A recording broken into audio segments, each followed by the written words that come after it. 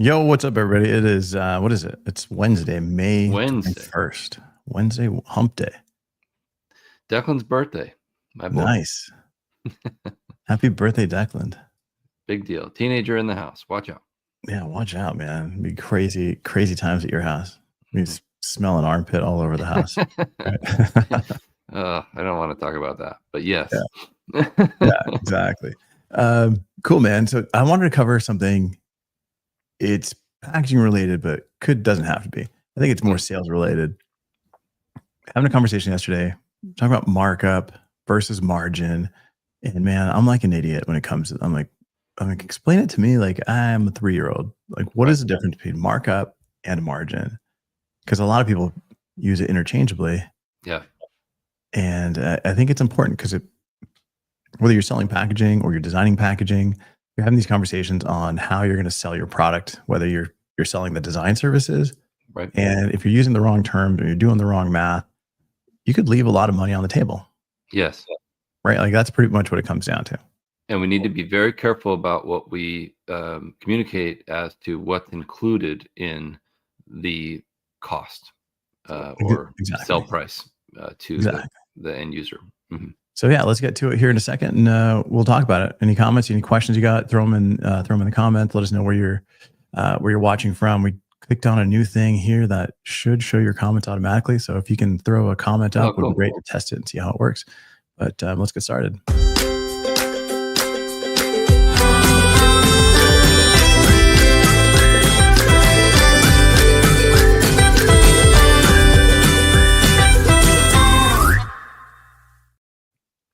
All right, man. What is the difference between a markup and a margin? Yes. So like you said in the intro, often used interchangeably. In my 23 years of sales, we've used something called a gross trading margin, which allows room for costs of that margin to be taken out. Often, as you know, the house wins and they take their percentage as needed and or as agreed upon for the salesperson as a commission salesperson. And so markup is, I would say, is generally a percentage of profit that is added to the cost of goods sold. Now, margin is the calculation of that delta. So let's say your markup is 25%. You lost me already. So I think the biggest problem here, Velio, is that it's different everywhere you go. That's cool. Look at that. You can see Chris's comment there. It's tiny. Can you? Oh, yeah. It's just on my screen. But thank you, Chris. Good morning. We appreciate you. So I would say on a general basis, margin is considered the profit, the margin, the delta between all the costs added up and the sell price. That margin, that delta, that price difference is the profit. And we would consider that the gross trading margin. Okay. And so the markup percentage might be different than that because the markup percentage might not include all of the costs, if that makes sense. So you can still take things out of the markup, whereas the gross trading margin is a set and final delta. All right, man. Like I'm still confused. Is it weird, Chris? Am I dumb here? Am I not getting it? I think it depends on how you. So if you're looking at the books, if you're looking at the whole costs of doing business, right? I've chat GPT to this thing, and I said, explain it to me like I'm an idiot. Yeah, and did a good job. But it didn't give me a great example. But it says if you run a burger stand and your burger costs $5 to make, you want to make money. So option A is a markup. You decide 100% markup. That means that you sell it for $10 because 100% of $5 is 5. So 5 plus 5 is 10. So you have 100% markup. The second option is a margin. Exactly, AJ. You make box, you make no money. That's why we have to have this conversation, because we're leaving money on the table. Option B is margin. You want a 50% margin, but you also want to sell it for $10, because a $5 profit on a $10 price is 50% margin.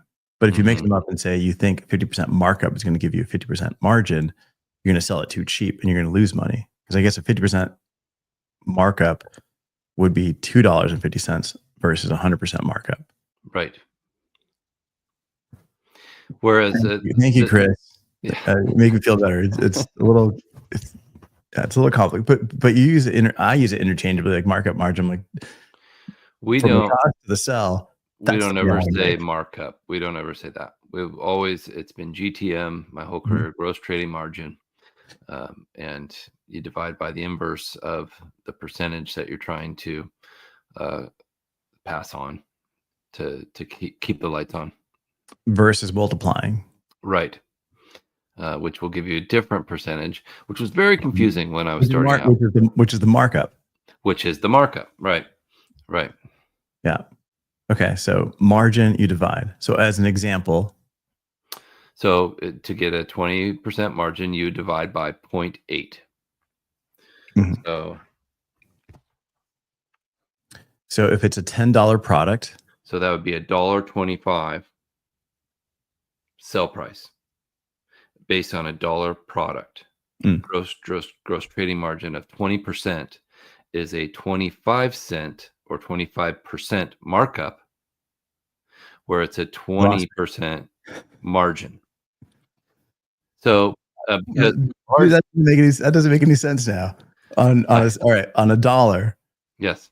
If you put 20% gross trading margin divide by how is it 25 cents? 25 cents is a quarter. I know. Because that leaves room to take other things out of it, which is like, you're paying the drivers, you're paying, there's other things in there. Dude. So Hugh, lay it on us. Can you explain it to Avelio and me? Yeah, explain it to me. Because here's, markup percentage equals the selling price minus the cost divided by the cost times 100. Let's do. Ask me to sketch out a box. I will make a box. Ask me to design a box that'll hold a garage door opener you can drop from 4 feet and not crack it. Man, I'm all over that. Ask me to figure this out. A 25% margin, gross trading margin on $1 is 33 cents. And that difference between the 25 and the 33 is 8 cents. So that is the difference between a markup and a margin. Dude, you're speaking Chinese. Yeah, I mean, this is something I've thought about for 2-3 decades almost. So yeah. So so then as a designer, let's say I'm designing packaging for AirPods, and my hard costs and time, let's say, it comes out to $100. Yeah. I want to, this is the way it happens on the design side. We're like, all right, well, here's my hard costs.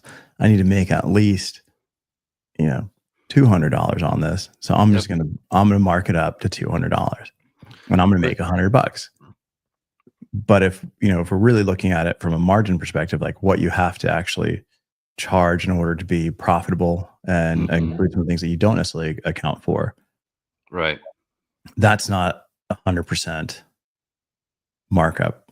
That's like, how am I calculating that incorrectly? I think you're one of the things that you could consider is your costs of materials that you purchase. So you buy your laptop once. You're not going to charge every client for your laptop. You're going to amortize that out over the many years that you use it. And eventually that becomes an asset, and you own it, and you don't charge for it anymore. So but you're charging for your knowledge, your wisdom, your abilities.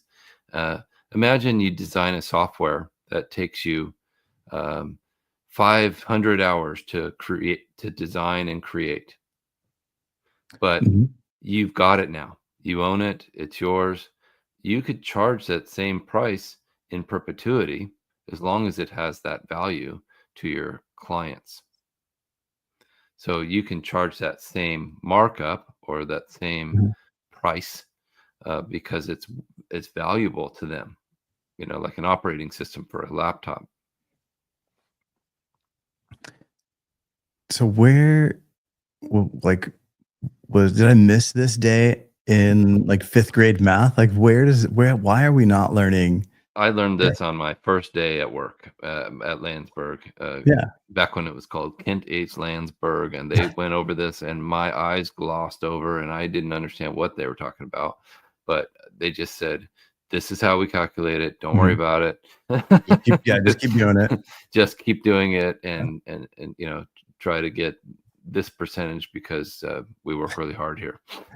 It's like, Yeah, okay.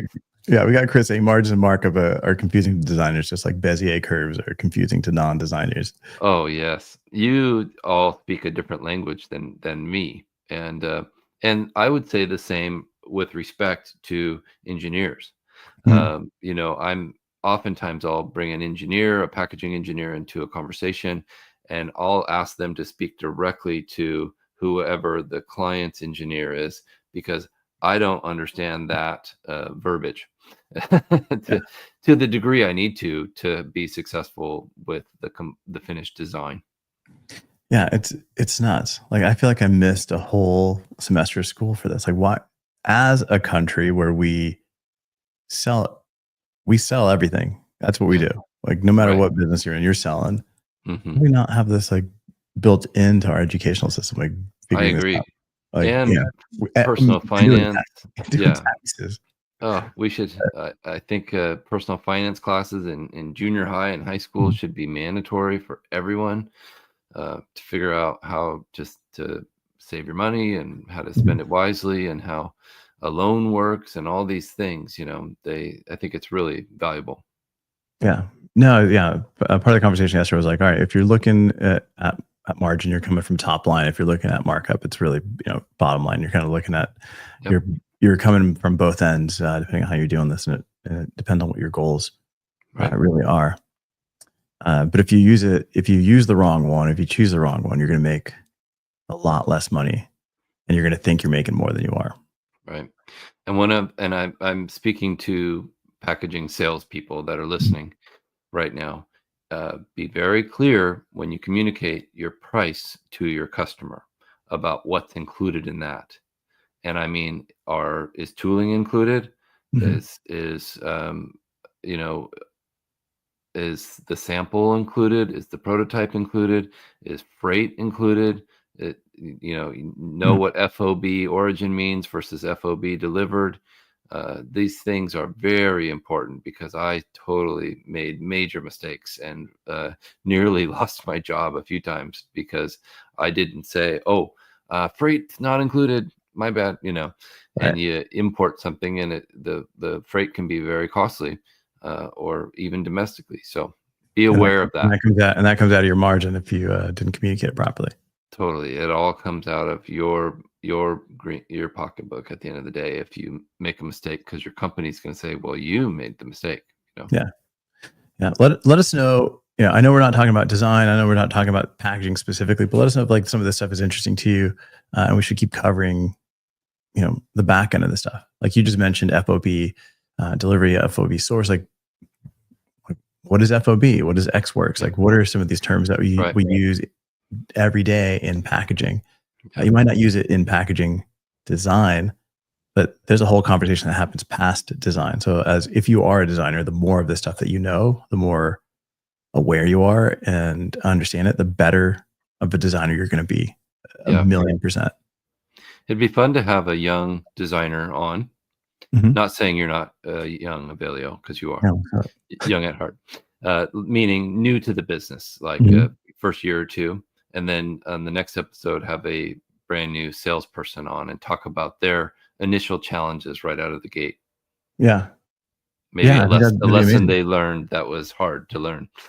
Yeah, and if you're listening and you've got somebody on your team that's new in either space, it'd be great to see like if they'd be interested in hopping on and talking about that. Looking at Yeah. John's comment here, it says when you sell CPGs to retailers, you typically know what margin they expect, Hmm. and then you set your selling price. To give to the retailers the margin that they need at the retail price that they want. And my understanding is you can set a map, a minimum acceptable profit margin Mm, um, to the industry, and if somebody goes below that, you can stop selling to them, mm. That's because interesting. That's an interesting you way to don't go. want them to you don't want everybody marking down to the absolute minimum, and all of a sudden your product is considered cheap or less valuable. Yeah, yeah, for sure. And you got Hugh coming in with Incoterms.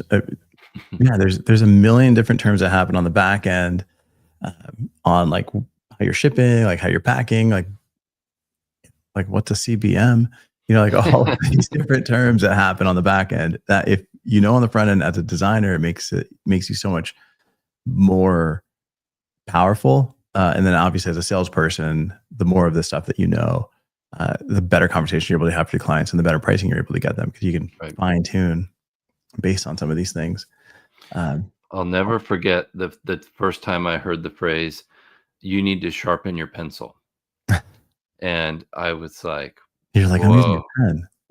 I'm sorry." That it just was like, "Boom, what does that mean?" And then one of the older reps with me, or more experienced, I should say, said, "That just means we need to tighten the screws a little bit." And I'm like, "What does that mean?" And then we finally got to the real. What does that mean? It means we need to lower our costs Yeah. to the customer, and so and I think having relationships with your customers and being able to discuss these things makes it less about price and more about service and quality. Yeah. No, good stuff. Yeah, I think it'll be fun to do some of these, some of this back end stuff, like getting into like what Incoterms is. I know for us, like on the IDP team, like we're shipping stuff in globally, so like these are conversations that we're having. Yeah, very But important. it is, and you think like as a designer, I don't need to know this stuff, but if I can shave an inch, a quarter inch off a master carton here and there, I can pack more on a on a pallet. I can floor load a container. Like Right, I can. huge savings Yeah, there's a on ton of things that you can the do. and an environmental win too, because it lowers the weight, right? Yeah, 100%, 100%. And if you understand your materials and you can switch materials to save on costs, like those savings, expand out to savings for the consumer, which make a huge difference. This Huge, has huge been difference. really interesting. I didn't think we would enjoy this conversation, but it's been really fun. Thank Well, you. thanks a lot, man. Like, I oh, was like, I don't want to talk about margin. That's not fun. But profit is not a bad word, and I think we need to be aware of each other's situations and be empathetic to that. mhm. Yeah, I'm gonna set a 500% margin on everything now. That's after this conversation. More power to you. Yeah. All right, guys. So thanks so much. Let us know what you think about this kind of show and if we should keep doing it. One thing I do want to mention, if you're still watching, is we're going to do a new segment coming up, where we're going to ask you to try to stump one of the three of us with either packaging terminology, um, sustainability questions, like anything that you've got that you're dying to know about packaging. If you stump us, you get a shirt. You Yeah. get a shirt, you get a sticker, you get something. So I think we'll make it kind of fun and do something cool. And it will be that logo that at the beginning that you created, right? With the kick in the box. Yeah. Yeah, it'll be that shirt with the kick in the box. Yeah. Yeah, I think there's I a song called "Kick in the Box." It's a little different. Right, right. Yeah, and then Carrie, appreciate your comment. Appreciate your vulnerability to asking the question. Value. Appreciate the type of info to better understand the client side. Maybe you can add visuals for us designers. Yeah, That's a great exactly. point. We learn through pictures. We Me learn too. through pictures. Yeah. So awesome, guys. Thank you so much. Thanks for the comments. We'll catch you tomorrow. Actually, I'll be out tomorrow on Friday. I'm heading to a wedding in Cleveland. Wow. My little nephew who used to eat potato bugs, when he was like 5 or 6, he's like 30 now. So amazing. Getting married. Well, I'll see you on Monday, but you guys will be here. You and Adam will be here tomorrow and Friday. Have a great rest of the week. See you guys.